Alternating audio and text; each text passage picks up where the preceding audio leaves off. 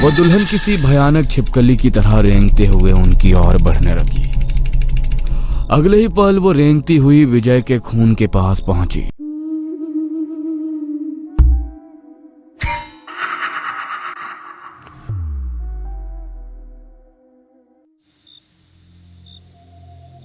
गांव से कुछ ही दूरी पर बने एक पुराने सुनसान कमरे में आकाश और विजय बैठे थे। दोनों ही मोबाइल स्क्रीन पर झुके हुए थे। उनकी सांसें उस पल थम गईं जब अचानक उनके स्मार्टफोन के स्क्रीन पर एक अजीब सा संदेश उभर आया। वेलकम, आप सभी का दुल्हन की हवेली में स्वागत है। उस मैसेज के नीचे एक वीडियो चलने लगा। वीडियो में एक जर्जर हवेली दिखाई दे रही थी और हवा में एक लाल साड़ी फड़फड़ा रही थी, मानो किसी अधूरी कहानी को दोहरा रही हो। उसी साड़ी के भीतर एक दुल्हन की परछाई थी। कहा जाता है हर रात वहां एक दुल्हन भटकती है जो अपनी अधूरी शादी पूरी करने के लिए के इंतजार में पागल होकर किसी भी पुरुष को अपना शिकार बना लेती है। जैसे ही वीडियो खत्म हुआ, कमरे में खामोशी छा गई। आकाश ने अपने होठों पर एक शैतानी मुस्कान लाते हुए विजय के कंधे को झकझोरा। यार विजय, ये तो बड़ा ही दिलचस्प लग रहा है। दुल्हन की हवेली, लगता है वहां जाकर देखना ही पड़ेगा। विजय की सांस अटक गई। उसकी आंखों में डर का साया उतर आया। देख भाई, जिस जगह की चर्चा जितनी अधिक होती है वो उतनी ही डरावनी भी होती है। तू ही सोच, उस जगह को दुल्हन की हवेली क्यों कहा जाता है? आकाश हंस पड़ा। उसकी आंखों में रोमांच की आग जल उठी। अरे यार विजय, तू बहुत डरता है। एक बार वहां जाने में हमारा क्या जाता है? चलना यार, प्लीज एक बार। विजय ने गहरी सांस ली, जैसे वो अपनी किस्मत लिख रहा हो। ओके अब ठीक है, लेकिन मेरी एक शर्त है। हम सिर्फ उस जगह को बाहर से देखेंगे, अंदर नहीं जाएंगे। आकाश के चेहरे पर एक विजयी चमक दौड़ गई। ओके भाई ओके, मैं तुम्हारी सारी शर्त मानता हूँ। अब चलें खैरागढ़। अगली सुबह धुंध से ढका सूरज आसमान में अधमरा टीके था। आकाश ने कार स्टार्ट की और दोनों खैरागढ़ गांव की ओर बढ़े। उस रास्ते पर मानो सदियों से किसी इंसानी कदम की आहट तक नहीं पड़ी थी। रात धीरे धीरे बढ़ रही थी। उस रास्ते पर ना कोई होटल था, ना कोई दुकान। यहां तक कि दूर दूर तक एक दीपक की हल्की सी लौ भी दिखाई नहीं दे रही थी। अचानक अंधेरे को चीरती एक रोशनी उनकी आंखों में चुभी। दूर दाईं ओर एक विशाल महल चमक रहा था, मानो रात की नीरवता के बीच किसी मृत आत्मा का निमंत्रण हो। आकाश की आंखें उस रोशनी में अटक गईं। यार विजय, लगता है उस महल में सगाई या शादी हो रही होगी। चल आज वहीं रुक जाते हैं। विजय की रीढ़ में सिहरन दौड़ गई। उसने थरथराती आवाज में कहा, नहीं भाई, इतनी रात को यहाँ? घड़ी देख, रात के करीब 1:30 बज रहे हैं। मुझे यहाँ कुछ गड़बड़ लग रही है। इतनी रात को कौन शादी करता है? रात और गहरी हो चुकी थी। पेड़ों की टहनियां एक दूसरे से ऐसे टकरा रही थी जैसे कोई अनदेखा प्राणी उनमें छिपा बैठा हो, और हवा में एक अनजानी गंध, मानो कोई पुराना शव सांस ले रहा हो। विजय की बात खत्म होते ही आकाश ने उसकी ओर देखा। उसके होठों पर एक अजीब मुस्कान थी, अहंकार से भरी और डर से अनजान। उसने बिना सुने अपनी कार को उस चमकते हुए महल की ओर मोड़ दिया। महल की दीवारों पर उभरी नक्काशियां मानो किसी अनजानी भाषा में चेतावनी दे रही थी। पर आकाश के लिए यह रहस्य नहीं, एक रोमांचक खेल था। कार जैसे ही महल के आंगन में पहुंची, हवा अचानक और भी ठंडी हो गई। आकाश ने बिना सोचे उत्साह से भरे स्वर में विजय की ओर मुड़कर कहा, चल अंदर चलते हैं। दोनों ने दहलीज पार ही की थी कि उन्हें पीछे से कुछ घसीटने की आवाज आई। जब उन्होंने पीछे मुड़कर देखा तो वहां पे एक बूढ़ा आदमी खड़ा था। अजीब सी बिखरी हुई सफेद दाढ़ी, कमर झुकी हुई, आंखों के नीचे गहरे काले गड्ढे। उसके शरीर से राख और पुराने धुएं की अजीब सी गंध आ रही थी। उसने गुस्से से उनकी ओर उंगली तानी। तुम दोनों यहां पर क्या कर रहे हो? मेरी बात मानो, यहां से तुरंत निकल जाओ।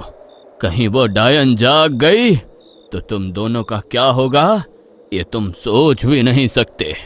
विजय की पुतलियां डर से फैल गई, लेकिन आकाश केवल हंसा।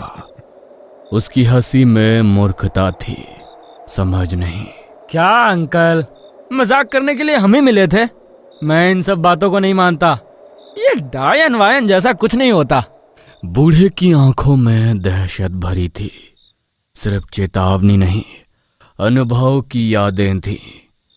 उसने धीरे टूटती आवाज में कहा, बेटा तू समझ नहीं रहा, ये एक मृत दुल्हन का सजा हुआ महल है।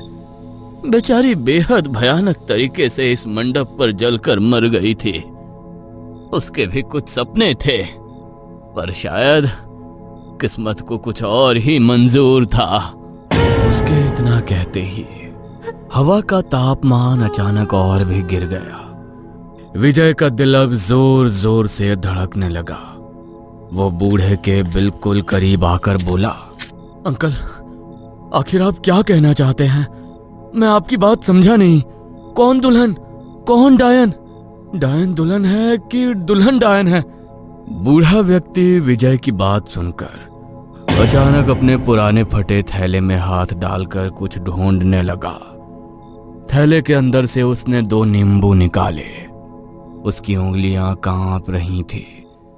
जब उसने वो नींबू विजय और आकाश के हाथ में रखते हुए कहा, बेटा मैं जानता हूं कि तुम दोनों नास्तिक हो, लेकिन मेरी एक बात मान लो, ये नींबू अपने पास रखो। इससे तुम्हारे पास कोई भी बुरी शक्ति भटक भी नहीं पाएगी। उसकी आवाज में चेतावनी नहीं, एक दर्द था, जैसे वो जानता हो कि आगे क्या होने वाला है। आकाश ने नींबू को देखा और जोर से ठहाका लगाया। उसकी हंसी रात के सन्नाटे को चीरती हुई गूंज गई। क्या अंकल, ये पिद्दी सा नींबू हमारी रक्षा करेगा? फालतू, अरे मैं इन चीजों पर विश्वास नहीं करता। आकाश ने बिना सोचे समझे नींबू को उस बूढ़े व्यक्ति को वापस पकड़ा दिया और विजय की ओर मुड़कर बोला, यार विजय, क्या तू इस बुढ़ऊ की बात सुन रहा है? देख नहीं रहा सामने ये आलीशान महल हमारे आने का इंतजार कर रहा है। विजय की सांसें गहरी हो गई थी। उसके कानों में बूढ़े की हर बात हथौड़े की तरह बज रही थी। अंकल सच कह रहे हैं, ये जगह। विजय को लग रहा था कुछ तो गड़बड़ है, और फिर भी दोनों ने महल की ओर कदम बढ़ा दिए। जैसे ही वे दहलीज पार करते हैं, आसमान बदलने लगा। काले बादल अचानक ऐसे इकट्ठा होने लगे जैसे कोई राक्षस जाग गया हो। उन दोनों ने जैसे ही पीछे मुड़कर देखा तो वो बूढ़ा गायब हो चुका था।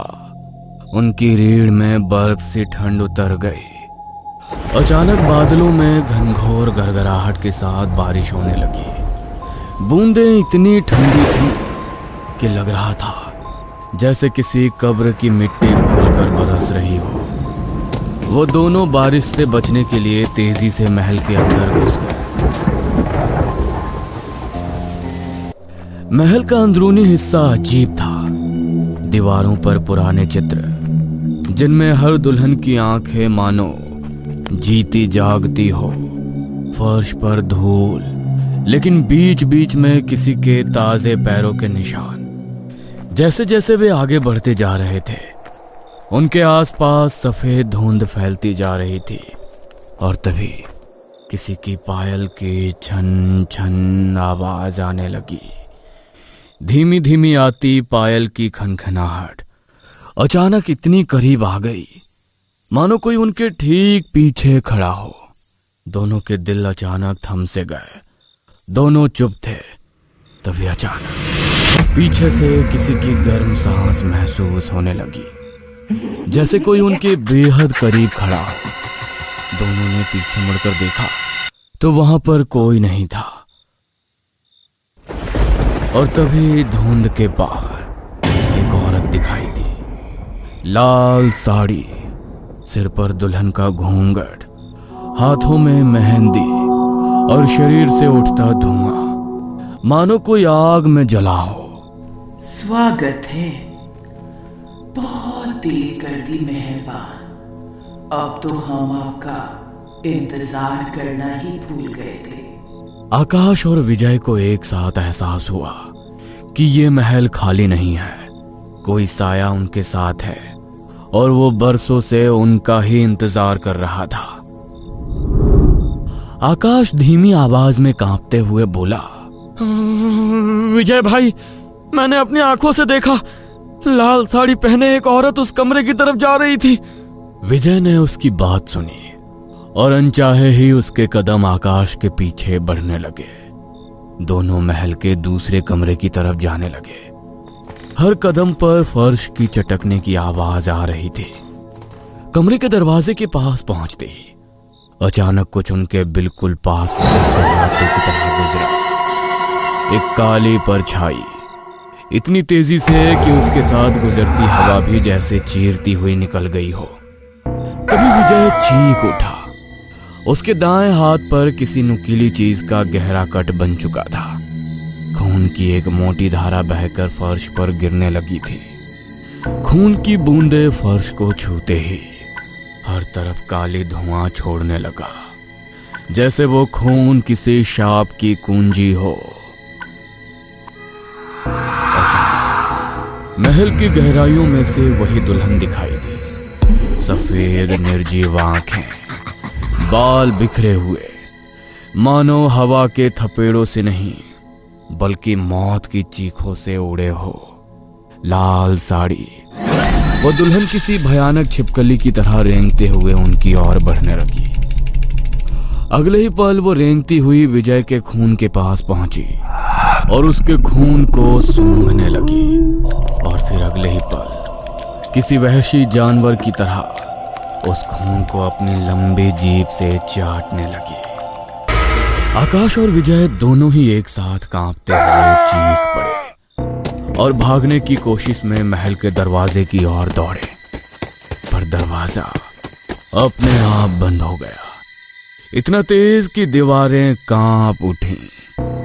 विजय का सब्र टूट चुका था।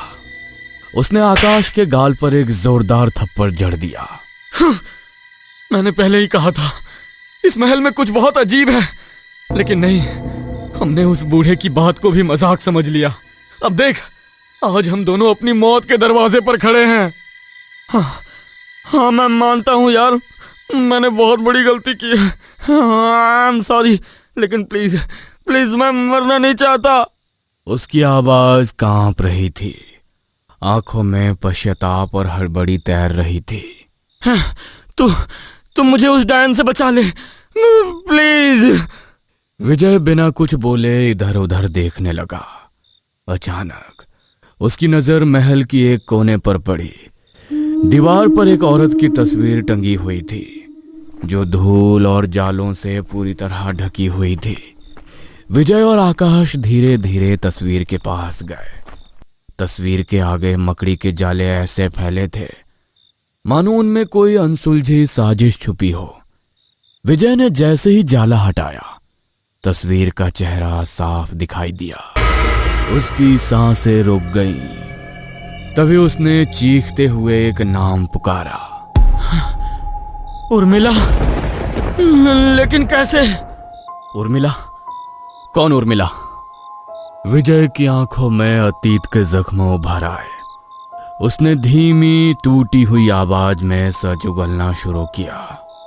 यह तब की बात है जब मैं 2 साल पहले भोपाल की कमला यूनिवर्सिटी में बीए फर्स्ट ईयर की पढ़ाई कर रहा था। उर्मिला भी उसी कॉलेज में पढ़ा करती थी। मैंने चालाकी से उसे अपने प्यार के जाल में फंसा लिया।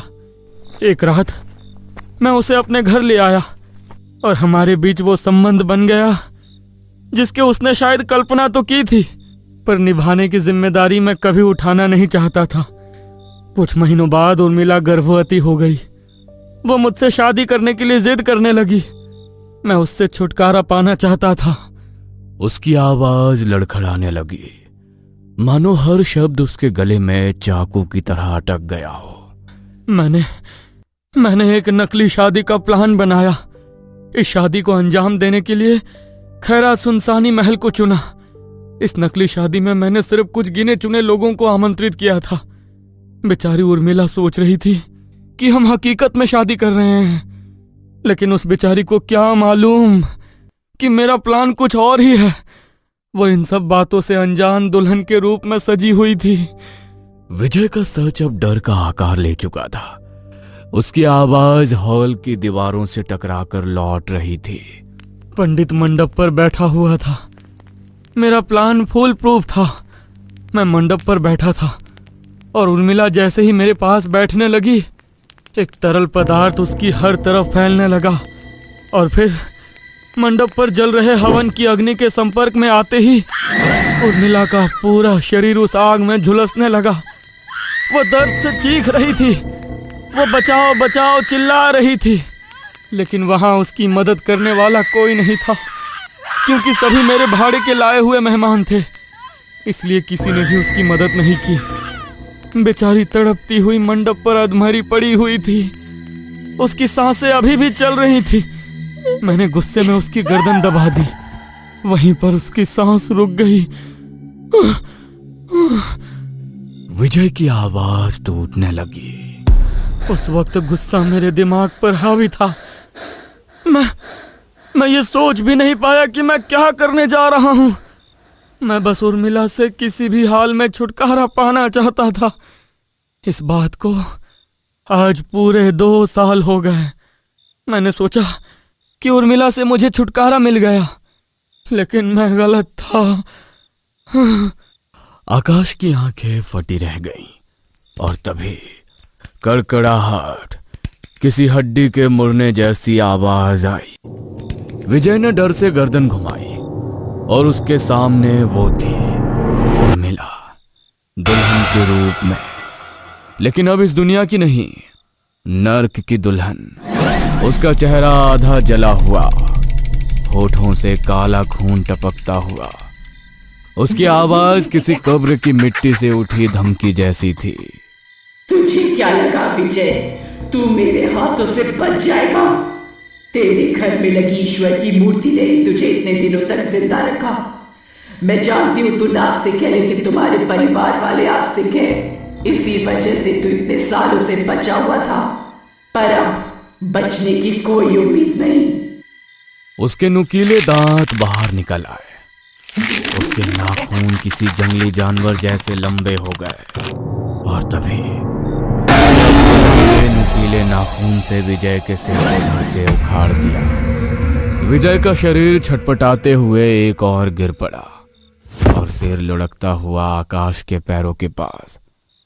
महल विजय को ऐसे निगल गया जैसे पाप को कभी याद ही ना रखा जाए।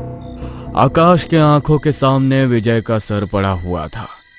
सिर से निकलता खून उसके आसपास फैलने लगा था। डर के मारे उसकी टांगें थर थर कांप रही थी और तभी अचानक उर्मिला की आत्मा झटके से उनके चेहरे के सामने आई।